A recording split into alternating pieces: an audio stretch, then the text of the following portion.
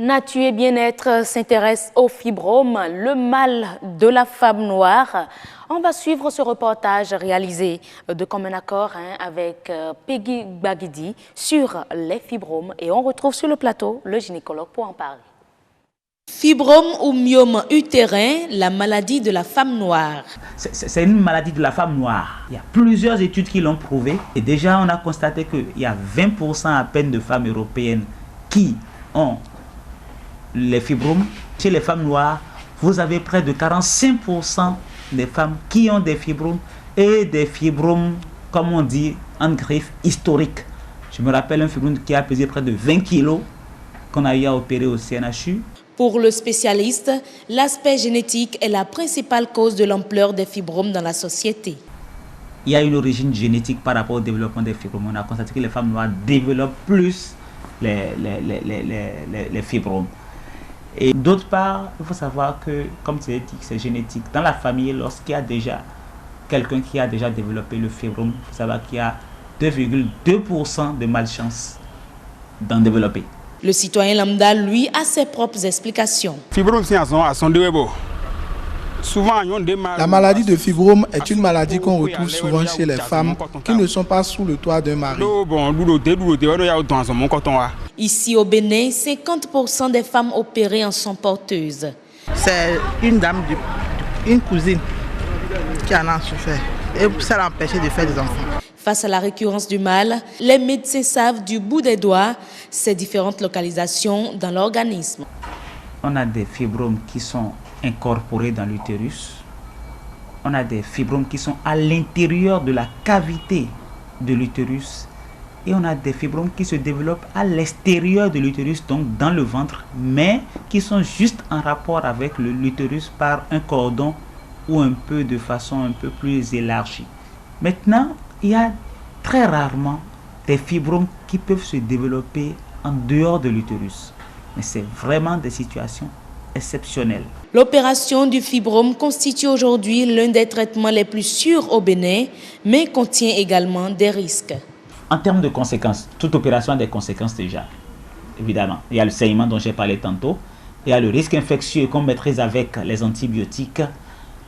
Mais quand on opère quelqu'un à l'intérieur de ce ventre-là, il y a ce qu'on appelle les adhérences. D'accord? Les choses s'accolent l'un à l'autre. Et ce risque d'adhérence est parfois inné à la femme même. Quand on opère pour fibromes, surtout lorsqu'on a des fibromes qui sont entrés à l'intérieur de l'utérus, il ne faut pas tomber enceinte aussitôt. Pour ces femmes qui ont peur de se faire opérer des fibromes, l'intervention chirurgicale par emboliation est possible afin de réduire la taille de la tumeur.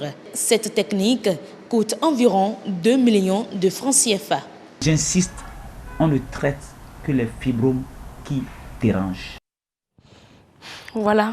On retrouve un autre médecin gynécologue obstétricien sur le plateau, Zaïda Olatunji, pour parler du sujet. On a eu, je dirais, le reportage nous a parlé des généralités liées au fibrome. Sur le plateau, on aura les messages importants sur le mal. Merci d'être avec nous, docteur Olatunji. Bonjour, merci, le plaisir est pour moi. Et papa, il se porte bien? Vous êtes obligé de parler de papa, papa se porte très bien. Voilà, ben oui, il faut le dire, hein, vous connaissez tous le docteur Olatunji, gynécologue aussi, c'est son fils. Alors, docteur Olatunji, on parle du fibrome, le mal de la femme noire. Le médecin, le docteur Ompati a essayé d'expliquer, mais ça fait toujours bizarre. Pourquoi c'est attribué à la femme noire? Le pourquoi, je pense que les études ne le précisent pas encore, mais ce sont des constats. On sait que la femme noire, dans la race noire, les fibromes sont beaucoup plus fréquents.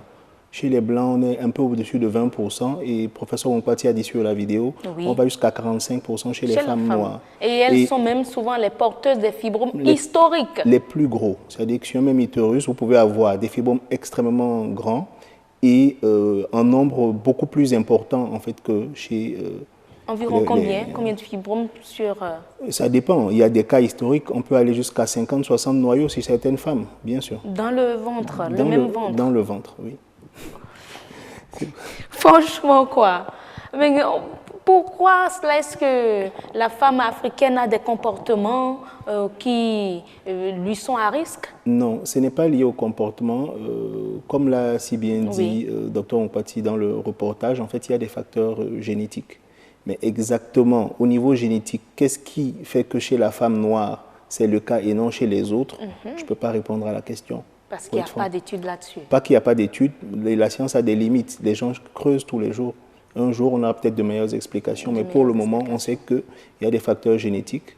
On sait aussi qu'en général, les femmes qui présentent des fibromes, il y a un contexte, ce qu'on appelle une hyperostrogénie. Les oestrogènes, c'est une hormone qui est produite par les ovaires de la femme.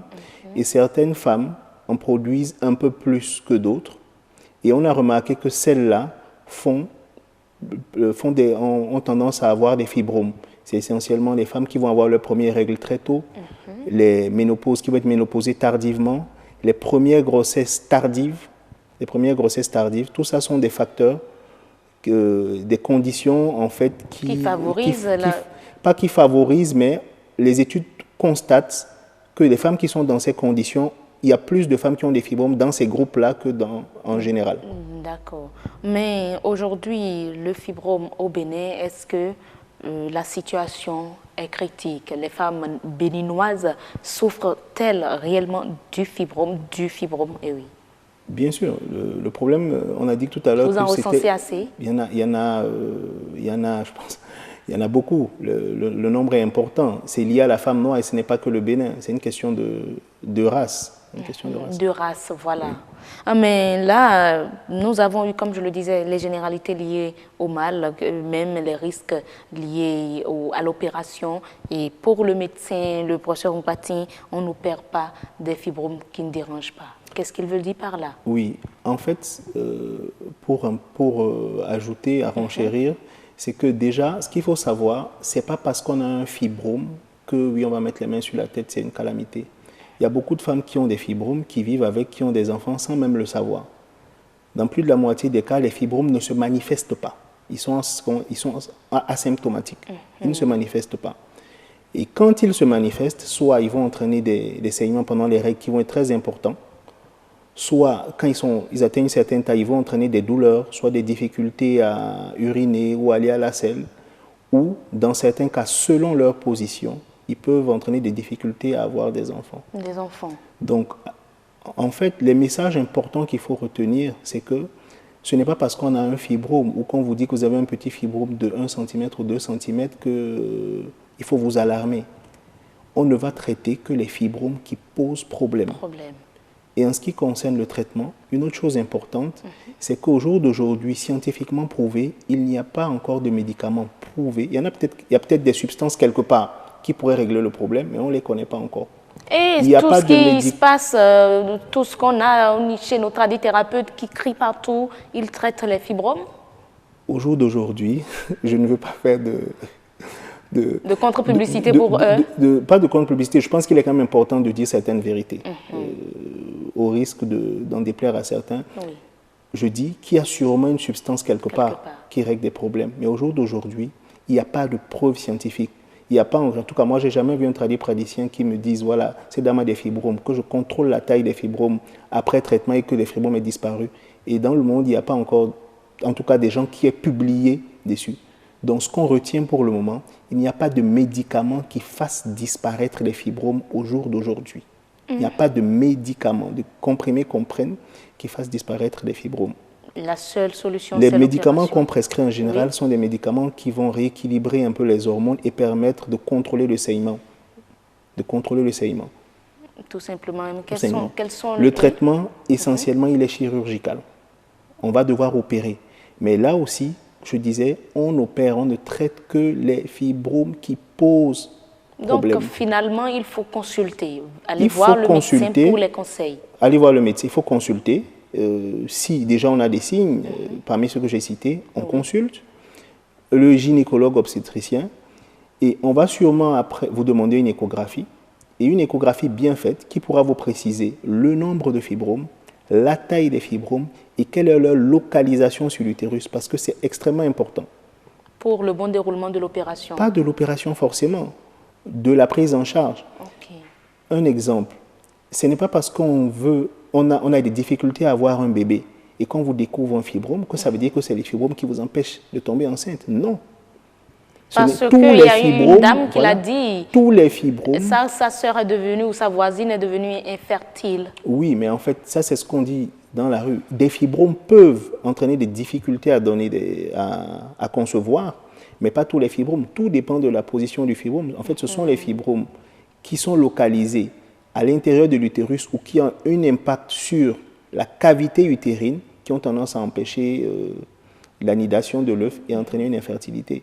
Et pour faire la différence, c'est de consulter un gynécologue et faire des échographies correctement faites pour pouvoir...